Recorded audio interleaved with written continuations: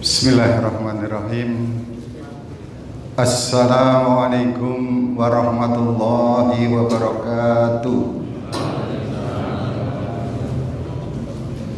Innal hamdalillah nahmaduhu wa nasta'inuhu wa nastaghfiruh wa na'udzu billahi min shururi anfusina wa min sayyiati a'malina.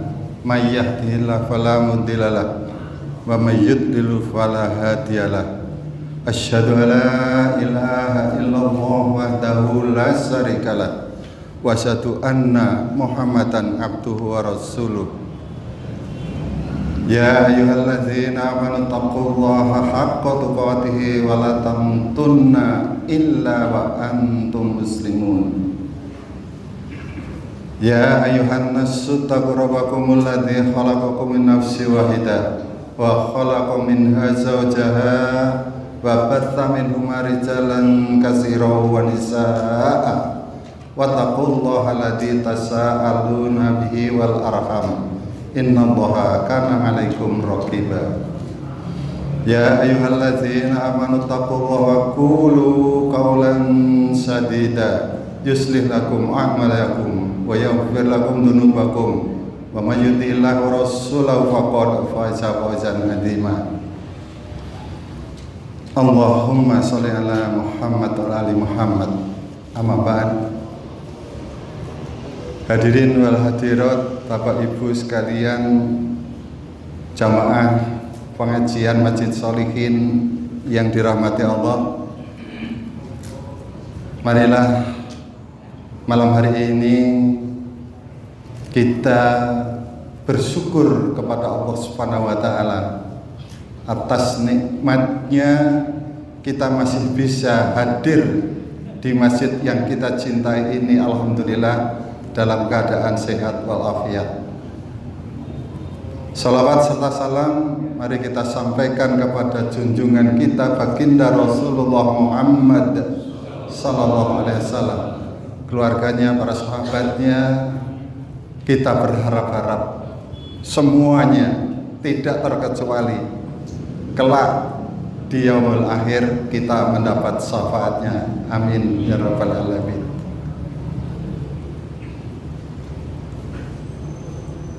Hadirin yang berbahagia yang dirahmati Allah, kami informasikan bahwa sore hari ini beliau Ustadz Soeharno tidak bisa hadir karena ada tugas dari kantornya untuk pergi ke Semarang, ada tugas di Semarang. Pagi hari saya sudah menghubungi bagian dakwah untuk mencarikan gantinya, tetapi HP-nya tidak dibuka. Sampai sore baru tahu. Oleh karena itu jangan kecewa. Ini sebagai banjel, saya terpaksa duduk di sini bersama Bapak Ibu sekalian untuk menyampaikan informasi yang saya ketahui. Mudah-mudahan ada manfaatnya dan tidak mengurangi rasa hormat kepada Bapak sekalian apabila nanti dalam penyampaian saya tentu saja banyak sekali kekurangannya. Namun demikian, marilah kita sama-sama thalabil ilmi, belajar, dan apa yang barangkali kita pernah sampaikan di Masjid At-Taubah, apa yang kami sampaikan kepada jamaah itu insya Allah sudah kita lakukan, sudah kita jalani. Nah, bagi Bapak Ibu sekalian yang sudah mempunyai ilmu, yang sudah punya ini, segeralah untuk dijalani, untuk dilaksanakan, untuk dijalankan supaya ilmu itu menjadi manfaat, ada gunanya, baik untuk diri sendiri maupun untuk orang lain. Itulah hakikat ketika kita belajar. Kalau kita sudah mendapat sedikit saja ilmu, kemudian kita sampaikan kepada orang lain. Insyaallah akan bermanfaat. Hadirin yang berbahagia, malam hari ini saya mencoba untuk menyampaikan bahwa beberapa hari ini saya mencoba untuk menghafal Asmaul Husna. Sederhana sekali. Kenapa? Saya merasa sudah tertinggal jauh dengan anak-anak TK, dengan anak SD, apalagi SD IT, SD Islam. Itu kalau soal hafalan luar biasa.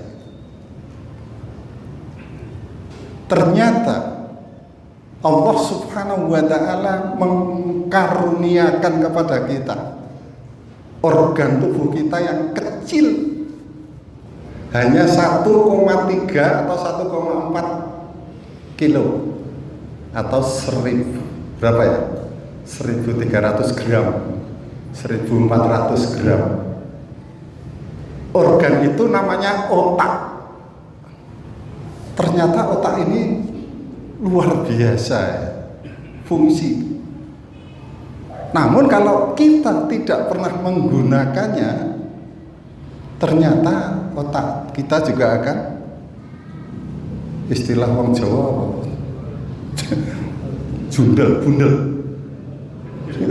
dedel, dedel. Itu kalau istilahnya sel-selnya mati karena kita tidak gunakan. Padahal jumlah sel di dalam otak itu miliaran, luar biasa. Dan hebatnya, ajaibnya, jumlah sel otak manusia itu semuanya sama. Kalau 100 miliar misalnya, semuanya 100 miliar. Tetapi kenapa ada orang yang dikatakan IQ-nya tinggi, ada orang yang berkebutuhan khusus alias dedel tadi, itu karena tidak menggunakan fasilitas yang telah diberikan Allah pada kita. Nah, untuk menyatakan rasa syukur kita kepada Allah Subhanahu wa ta'ala, kita dituntut untuk menggunakan otak kita itu. Caranya bagaimana? Ya, kita punya kitab suci yang namanya Al-Quran. Sedikit demi sedikit kita mencoba menghafalnya. Meskipun kita sudah membacanya berkali-kali, kata, tapi ditambah coba. Sekarang mulai ditambah, tambahi hafalan kita. Bisa dari belakang, bisa dari tengah, bisa dari muka. Suka-suka kita. Pengennya yang mana surat yang mau kita hafal, itu salah satunya. Kemudian yang lain ya Asmaul Husna ini. Luar biasa. Ternyata ketika kita merasakan betul bahwa di mana-mana itu kita menemukan yang namanya Asmaul Husna ini. Ketika kita sholat sudah berapa Asmaul Husna yang sebenarnya kita hafal, kita baca, tapi kita tidak sadar. Ya Allah, Ya Rahman, Ya Rahim, Ya Malik, Ya Kudus, Ya Salam, Ya Mukmin, Ya Muhaimin. Jangan dikatakan kampanye ya. Sekarang paling gampang kita menghafalkan yang itu tadi, yang Muhaimin, karena terus ketika kita berusaha untuk mempelajari Asmaul Husna, mudah-mudahan yang hadir di sini sudah pada hafal ya, kecuali saya ya. Saya baru mulai. Saya baru mulai. Saya merasa sudah sangat terlambat. Sudah umur 67 baru duwe kerentek ngapal ke Asmaul Husna. Ternyata halangannya luar biasa beratnya.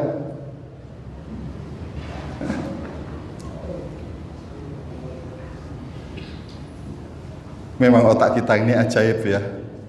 Dan itu ternyata otak kita juga dibagi menjadi dua bagian, otak kanan dan otak kiri. Otak kanan dan otak kiri itu yang salah satu sisi itu memang berfungsi supaya kita bisa menghafal. Bisa menghafal apa saja bisa kita hafalkan. Dan ada salah satu cara ketika kita ingin menghafal Asmaul Husna ini, ada yang namanya metode loci, teknik loci. Jadi apa ya? Ada rumah, kemudian kita bagi-bagi menjadi ada ruang tamu, ada ruang olahraga, ada ruang apa. Nanti di situ digunakan sebagai sarana untuk kita bisa menghafal Asmaul Husna. Ini sangat menarik, teknik loci. Mari kita coba ya. Nih, saya bacakan saja ya. Misalnya di ruang tamu lantai 1 itu ada ruang, kemudian yang lain ada ruang kerja, kemudian ada ruang olahraga, ada ruang sholat, ada garasi mobil, dan seterusnya.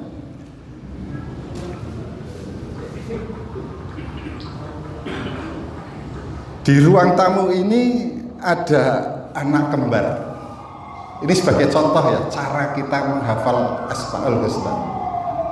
Namanya Rahman dan Rahim. Nah, itu kan sudah Asmaul Husna ya.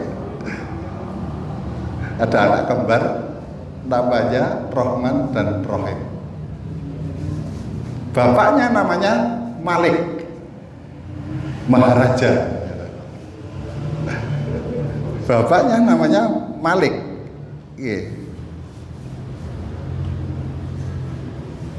Maha merajai. Raja sedang makan soto kudus. Wah, enak toh. Sarapan ini kan, dengan mangkok yang putih bersih. Ini sebagai imajinasi kita agar kita ketika kita menghafal itu nyantol. Kita benar-benar menggunakan sel-sel yang dikaruniakan oleh Allah, sel-sel otak itu supaya berfungsi. Jadi antara sel itu akan berfungsi jika ada interkoneksi antar sel. Jadi sel yang satu berinteraksi dengan sel yang lain, itu nanti selnya akan hidup. Raja sedang sarapan soto kudus dengan mangkok yang putih bersih, suci. Suci itu dalam bahasa Arab Al-Qudus. Al-Qudus artinya maha suci. Sudah Ar-Rahman, Ar-Rahim, Malik, berapa sudah ya? 3, Kudus, suci, Kudus.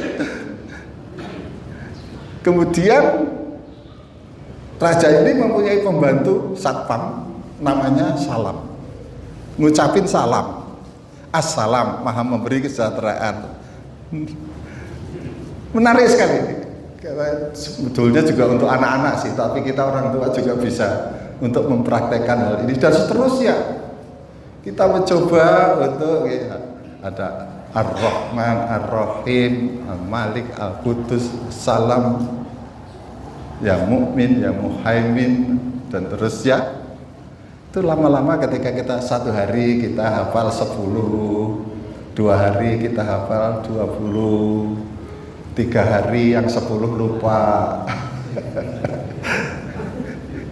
Kita sampai 50 yang 20 lupa. Kita ulangi terus, telaten.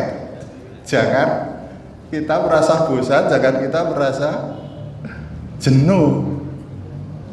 Kunci untuk bisa menghafal sesuatu itu kalau kita mau mengulang-ulang itu berkali-kali, bahkan berpuluh-puluh kali, kalau bisa juga beratus-ratus kali, otomatis kita akan hafal. Nanti otak kanan kita akan bekerja, bisa nyantol gitu. Tapi kalau kita diem saja tidak pernah menggunakan apa yang dikaruniakan Allah, ya otak kita menjadi dodol tadi, tidak bisa kita fungsikan dengan sebaik-baiknya.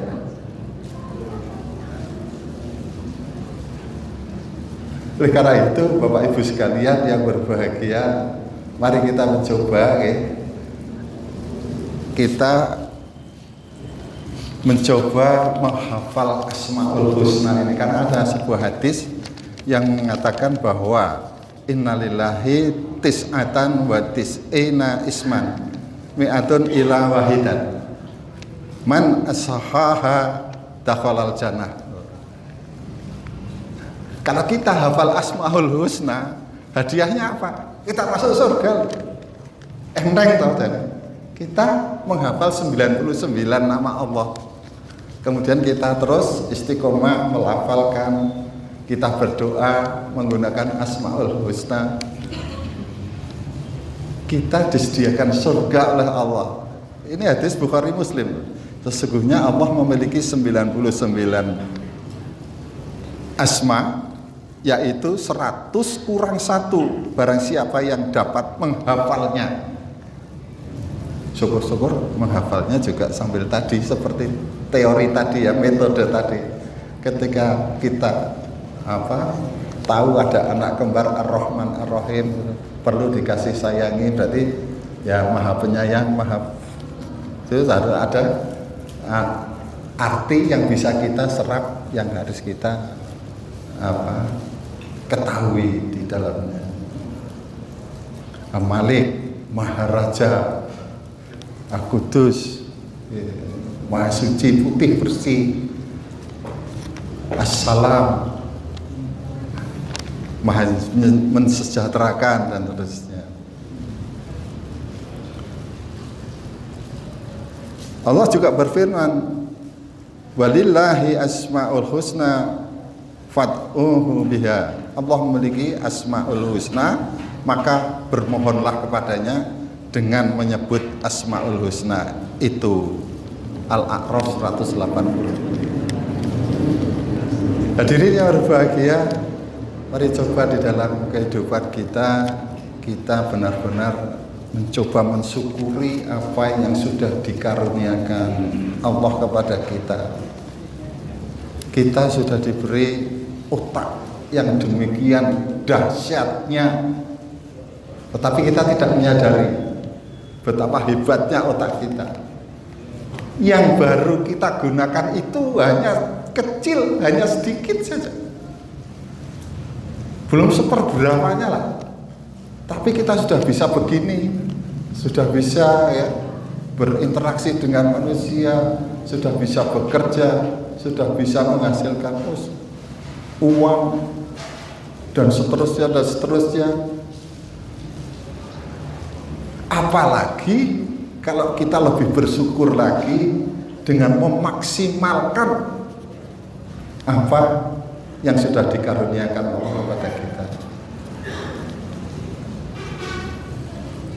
Hanya saja kita sebagai manusia itu selalu dijangkiti dengan perasaan malas.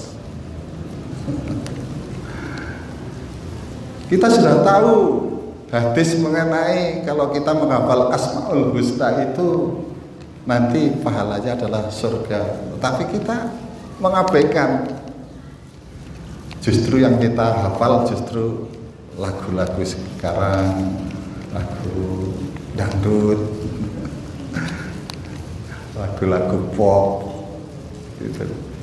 Dan kita menghafalnya cepat ya, karena dengan musik. Dan ada memang metode kita menghafal Asmaul Husna ini dengan lagu-lagu gitu. Ya Allah, Ya Rahman, Ya Rahim, Ya Malik, Ya Qudus, Ya Salam. Terus itu cepat sekali menghafalnya. Tapi kadang-kadang kita tidak sampai masuk ke dalam arti, tidak tahu apa yang kita ucapkan, hanya sekedar ya nada merdunya itu yang kita hafal.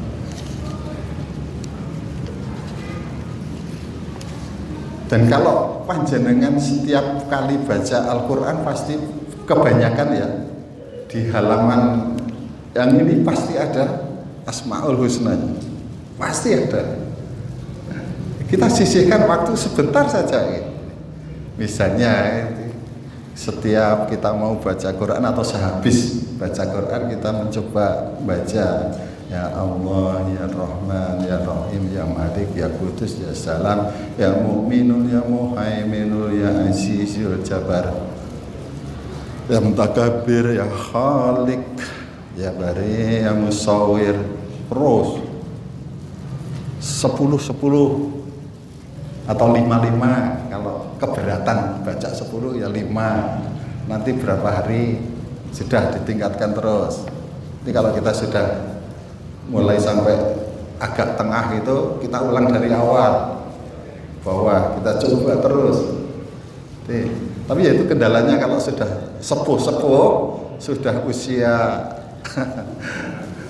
itu ketika kita menghafal 5 terakhir, yang 5 teratas kita lupa, yang tengah kita lupa terus. Tapi kita harus benar-benar harus istilahnya telaten, istiqomah. Ini anjuran saja, dan ini sudah saya mencoba melakukannya, dan beberapa hari ini alhamdulillah ya hampir hafal, belum 100% ya. Memang susah sih ya, karena kebalik-balik, ada yang satu asma dengan asma yang lain itu mirip sekali. Khobir dengan kabir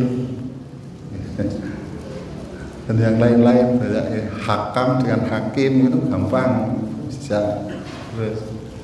Dan yang lain banyak itu, terus sebelahnya nanti kebolak-balik terus. Nah, untuk menghindari hal seperti ini, maka seperti yang ada di dalam metode tadi itu kita coba menggunakan ruangan kita. Misalnya kita masuk masjid At-Taubah, kan ada Asmaul Husna yang Yatawab At-Taubah. Di sana juga ada hiasan dinding yang tulisannya Asmaul Husna. Kalau di sini nggak ada ya.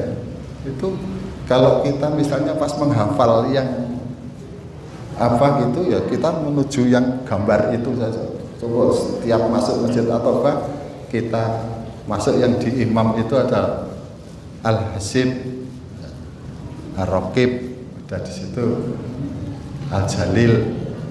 Di situ kita, wah, kalau kita tidak gunakan kan muspro itu. Sudah lukisannya bagus, dibaca saja tidak, mau disawang tok. Wah, masjidnya apik, ada hiasan dindingnya, padahal itu Asmaul Husna. Di setiap itu ruang di itu template itu ada Asmaul Husna. Ketika kita baca doa di antara 2 sujud, coba kita renungkan apa di situ. 8 kata itu ternyata berasal dari Asmaul Husna. Rabbi firli warhamni, wajburni warfa'ni warzuqni wahdini wa'afini fa'fu'ani. Itu Asmaul Husna semua. Tapi kita kadang-kadang tidak pernah menyadari, tidak pernah berpikir, tidak pernah ya gagas apa sih yang sebenarnya setiap kali kita baca itu, apa yang menjadi maksud dari Allah untuk bisa supaya bacaan kita itu benar-benar sampai kepada Allah. Di dalam sholat, kekhusyuan kita tergantung kepada pengetahuan kita tentang bacaan-bacaan yang kita hafal. Kalau kita hanya sekedar hafal, ya sholat kita seperti apa? Ayam matuk-matuk aja, jengkang-jengking toh, tapi tidak berwarna, tidak ada artinya tidak ada ya, kekhusyuannya sama sekali. Oleh karena itu marilah ketika kita sudah mendapat ilmu dari ustadz-ustadz kita, ketika kita sudah mendapat pelajaran-pelajaran, coba kita lebih dalam lagi kita pelajari, lebih dalam lagi kita praktekkan, lebih dalam lagi kita sebarkan. Kalau kita sudah melakukannya, coba kita sebarkan. Kadang-kadang kalau kita sholat itu, kita lebih khusyuk ketika kita habis selesai sholat. Coba panjenengan bayangkan, panjenengan renung ke, wong bar sholat itu ndongone ketok luwih khusyuk timbang sholatnya.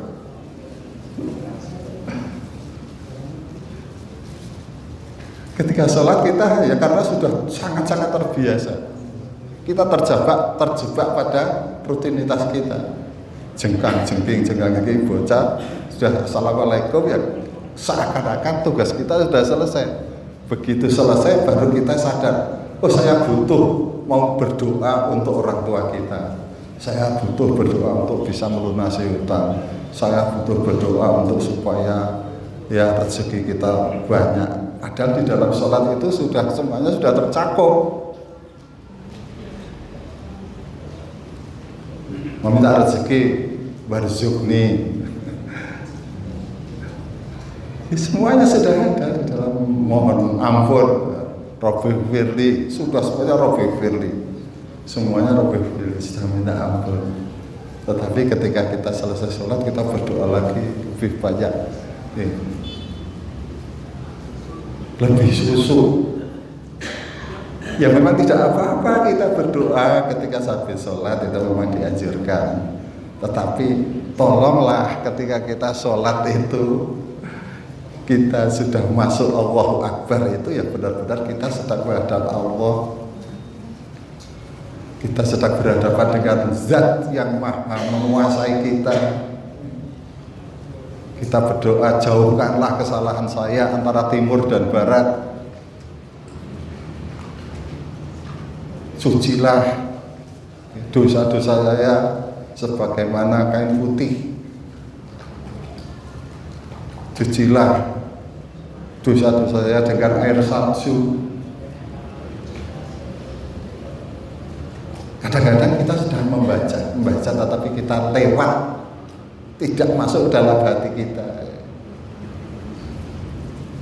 Monggo setiap saat kita melakukan sholat, niatkan ketika kita sudah masuk sholat bahwa kita menghadap Zat yang Maha menguasai kita, dan sadarilah bahwa kita benar-benar orang yang sangat lemah, sangat dhaif.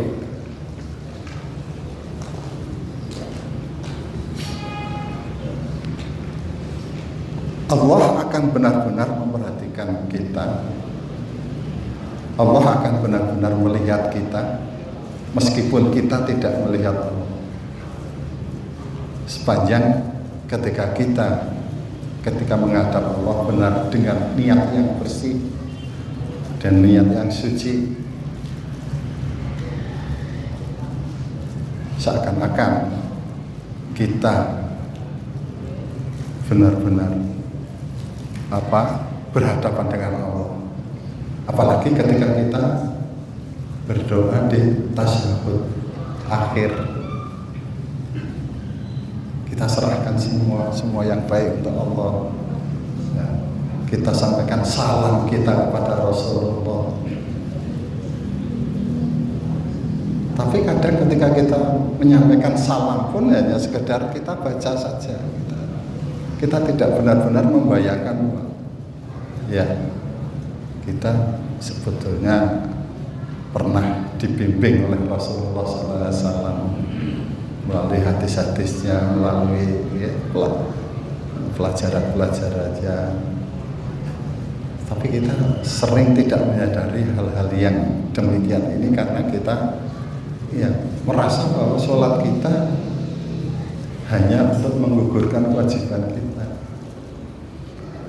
kita merasa bahwa ketika kita sudah wudu, sudah sholat, sudah salam, sudah berdoa, selesai. Nanti begitu keluar dari masjid, ya sudah, kita sudah melakukan hal-hal yang mungkar lagi, melakukan maksiat lagi. Padahal kegunaan sholat adalah ketika kita habis sholat, ya kita sudah bisa menjadi orang yang bebas dari kemungkaran. Tapi kadang-kadang itulah, kita manusia memang sangat lemah. Kita merasa bahwa kita sudah melakukan sesuatu, tetapi hakikatnya kita belum melakukan apa-apa. Sangat disayangkan.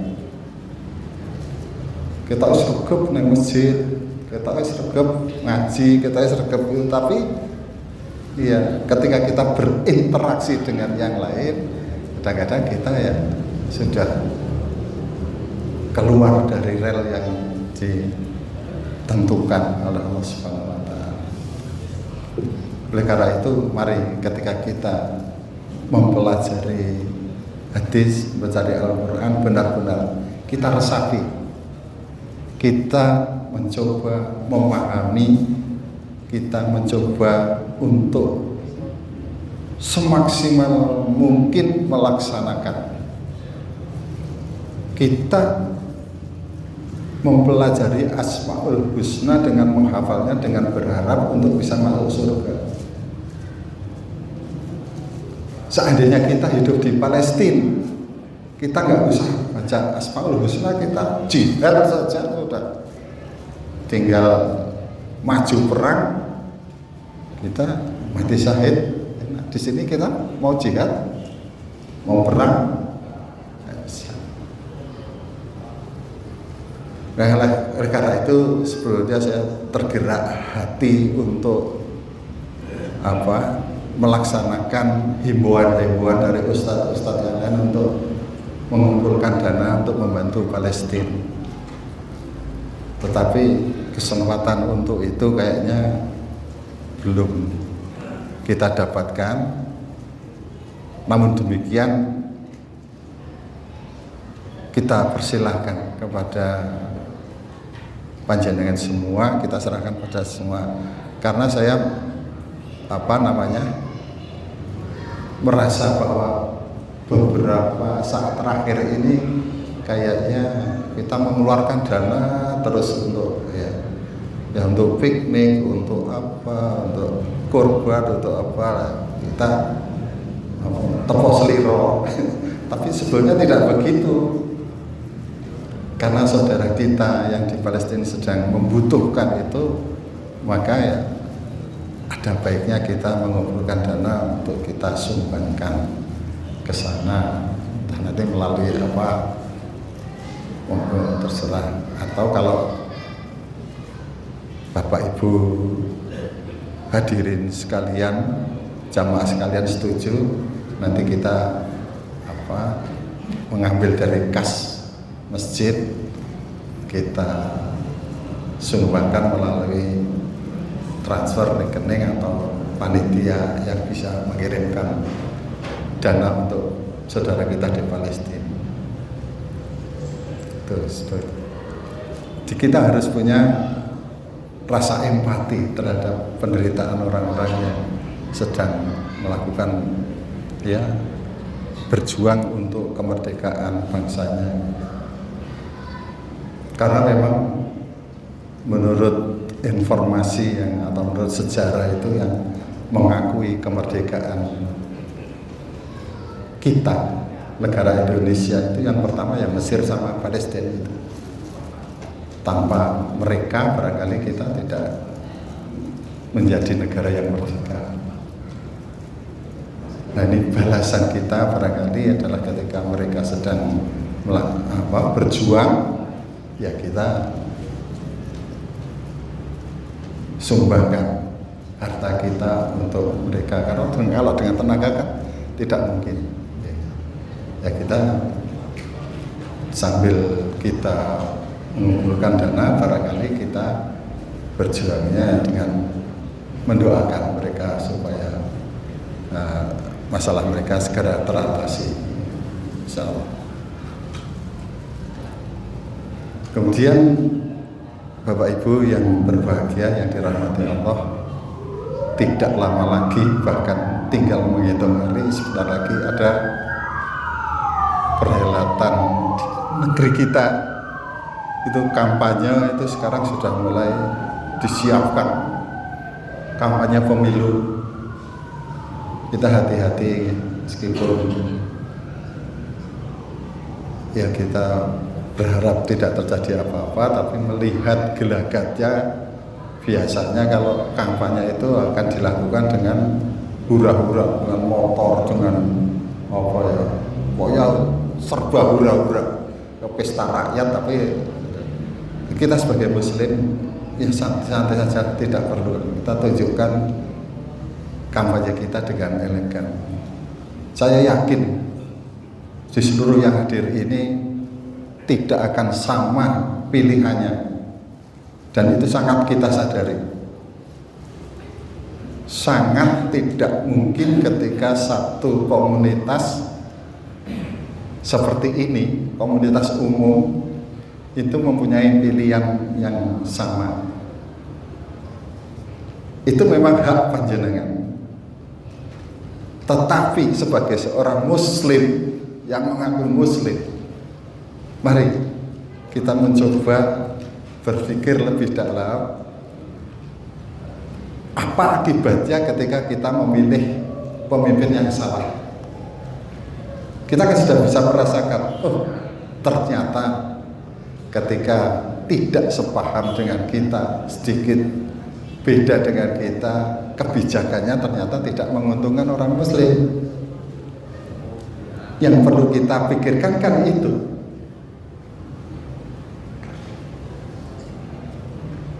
Ketika kita mempunyai fanatisme untuk memilih si A, ternyata di belakang hari, oh ada ya, kesalahan-kesalahan yang sebelumnya tidak pernah kita bayangkan.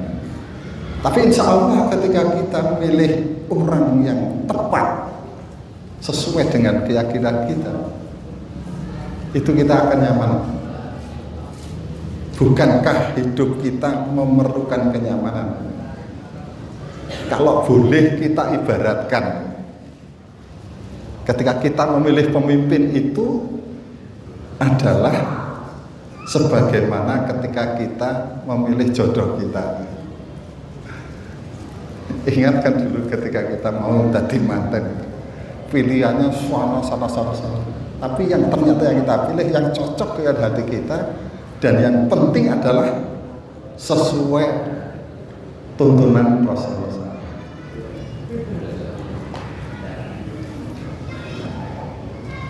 Maliha, jamaliha, nasabiha, yang terakhir diniha. Yang sangat penting unsur untuk pilihan kita adalah agamanya.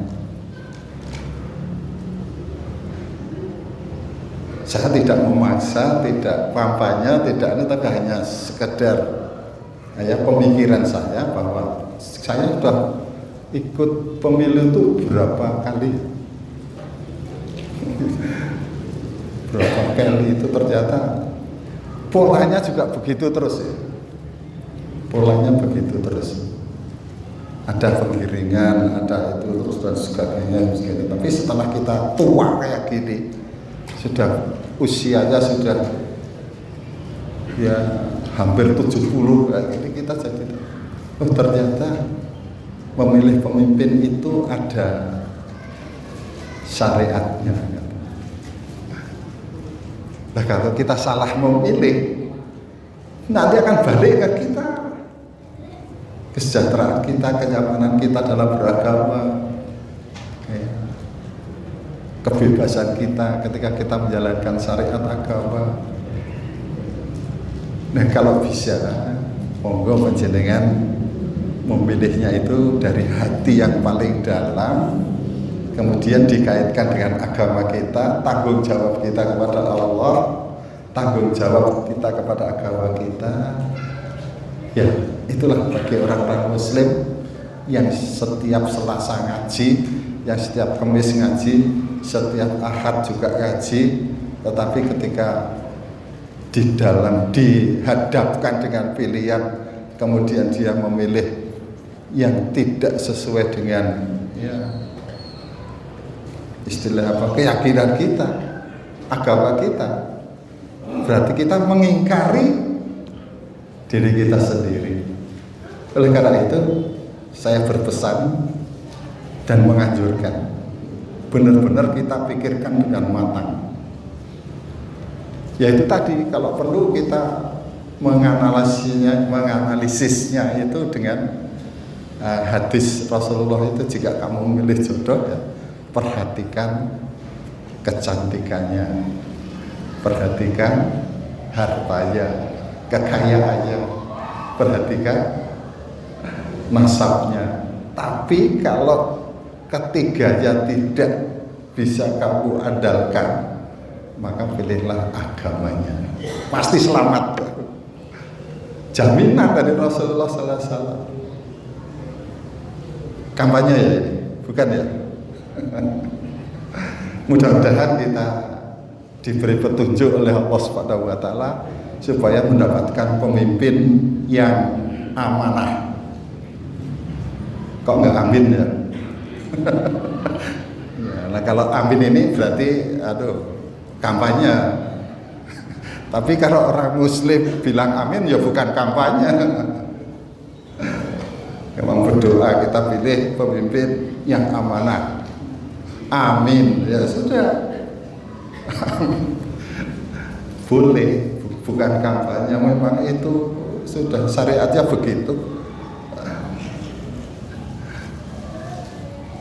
Mari kita jalani hidup kita ini dengan menggunakan otak kita yang jumlahnya sama, selnya sama, dikaruniakan oleh Allah pada kita juga sama, untuk berpikir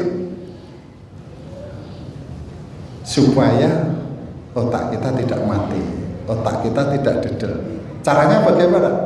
Ya kita banyak membaca Al-Quran, syukur-syukur menghafalnya. Kemudian itu tadi, kita menggunakannya untuk menghafal Asmaul Husna. Yang belum hafal masih banyak ya? Atau tinggal sedikit? Masih banyak, monggo bareng-bareng sama saya setiap hari menghafal 5 Asmaul Husna. Nanti kalau 5 setiap hari, nanti kan berapa? Tinggal 20 hari sudah hafal. Insya Allah. Cita-cita. Tapi kalau yang namanya manusia itu godaannya luar biasa. Kita sudah mau buka Asmaul Husna ini, tahu-tahu ada telepon, ada godaan dan lain-lain. Demikian barangkali informasi ataupun sedikit yang bisa kami sampaikan, karena sifatnya mendadak ya. Apa yang ada di HP saya, yang pernah saya baca, kemudian apa yang sudah saya lakukan, saya mencoba mentransformasi, mentransfer apa yang sudah lakukan kepada Bapak Ibu sekalian, dan menjadi motivasi untuk kita semua. Bukankah kita ingin masuk surga? Dan ada jalan, salah satu jalannya adalah menghafal Asmaul Husna. Dijamin oleh Rasulullah, barang siapa menghafal Asmaul Husna dakhalal jannah. Kenapa tidak kita coba untuk menghafal yang 99 asma Allah itu? Kuncinya satu, niat. Kalau tidak ada niat ya jangan berharap. Kalau jenengan niat pengen masuk surga, tapi tidak melakukan apa-apa, mau ngerti tok, nek ngapal ke Asmaul Husna mlebu swarga, nek awak dhewe maca Ar-Rahman Ar-Rahim, maca Al-Hasim Al-Jalil, tidak pernah membayangkan bahwa itu Asmaul Husna. Ya monggo saja, ini aja terserah, kita kembalikan kepada panjenengan semua. Saya memberi satu tips, kalau kita bercita-cita ingin masuk surga, salah satu jalannya adalah menghafal Asmaul Husna, insya Allah. Dan saya berharap panjenengan semua mulai duwe kerentak setelah saya bicara. Kalau tidak ya nggak apa-apa, tugas saya hanya menyampaikan. Lebih kurangnya mohon maaf. Mari kita tutup dengan doa kafaratul majlis. Subhanallahumma wa bihamdika asyhadu alla ilaha illa anta astaghfiruka wa atubu ilaik. Wabillahi taufiq wal hidayah. Assalamualaikum warahmatullahi wabarakatuh.